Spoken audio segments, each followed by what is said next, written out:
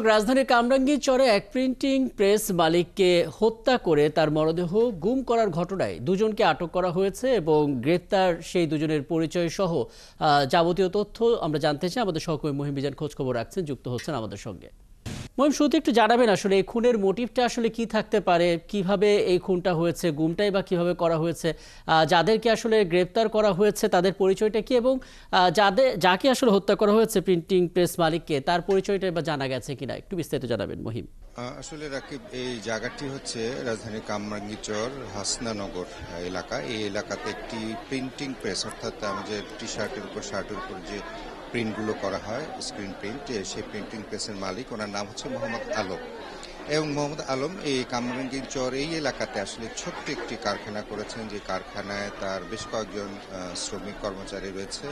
এবং এই শ্রমিক কর্মচারীর মধ্যে আপনি জানেন যে এই সমস্ত ফ্যাক্টরিতে সাধারণত সপ্তাহে সপ্তাহে বেতন দেওয়ার প্রথা রয়েছে, এবং শ্রমিক এবং কর্মচারী, দুইজন শ্রমিক এবং কর্মচারীর বেতন সে হয়তো বা যে কোনো কারণেই হোক দিতে পারেনি। যার কারণে গত বৃহস্পতিবার রাতে যেটি এখানকার স্থানীয় লোকজন এবং পুলিশ সূত্র থেকে জানা গেছে যে বৃহস্পতিবার রাতে ওই দুই শ্রমিক বহিরাগত দুজনকে নিয়ে তাস খেলছিলেন। এমন সময় মিস্টার আলম, যিনি ফ্যাক্টরির মালিক, কারখানাটির মালিক, তিনি তাদের সঙ্গে একটু বাকবিতণ্ডা করে যে ফ্যাক্টরির ভেতরে কেন তাস খেলা হচ্ছে বা কিছু। তো বেতন পাওয়া না পাওয়া, তাস খেলা নিয়ে এই শ্রমিকদের সঙ্গে কিছুটা বাকবিতণ্ডা হয় ফ্যাক্টরির ভেতরে। আমি ফ্যাক্টরিটা যদি একটু দেখাই, এই ফ্যাক্টরি ছোট একটি ফ্যাক্টরি। বাকবিতণ্ডার এক পর্যায়ে, যেটি পুলিশ সূত্র থেকে জানা গেছে, যে ওই দুই শ্রমিক এবং দুই বহিরাগত তারা মোহাম্মদ আলম হোসেনের মাথায় আঘাত করে, এবং মাথায় আঘাত করলে তাদের ধারণা হয় যে মোহাম্মদ আলম সম্ভবত মারা গেছে। তখন তারা কি করেছে রাকিব, তারা এই মোহাম্মদ আলমের মরদেহটি ফ্যাক্টরির ভিতরে মাটি কেটে এটার ভেতরে ফ্যাক্টরিটার ভেতরে মাটি কেটে তার যে পাটাতন রয়েছে বা ফ্লোর রয়েছে, ফ্লোর কেটে ফ্লোরের মধ্যে তার মোহাম্মদ আলমের বডিটি মাটি চাপা দিয়ে উপর দিয়ে আবার সিমেন্ট দিয়ে ঢালাই করে দেয়। এবং ঢালাই করে তারা আবার এই ফ্যাক্টরি তাদের যে নিত্য নৈমিত্তিক কাজ, সেই কাজগুলো কিন্তু তারা করছিল। অর্থাৎ এই মরদেহের উপর মাটি, তারপরে সিমেন্ট ঢালাই করে এই দুই শ্রমিক তারা তাদের কিন্তু কার্যক্রম তারা চালিয়ে যাচ্ছিল। তো এমন সময় আসলে এই মোহাম্মদ আলম হোসেনের বাড়ি হচ্ছে গফরগাঁওয়ে, তার স্ত্রী সেখানে থাকে।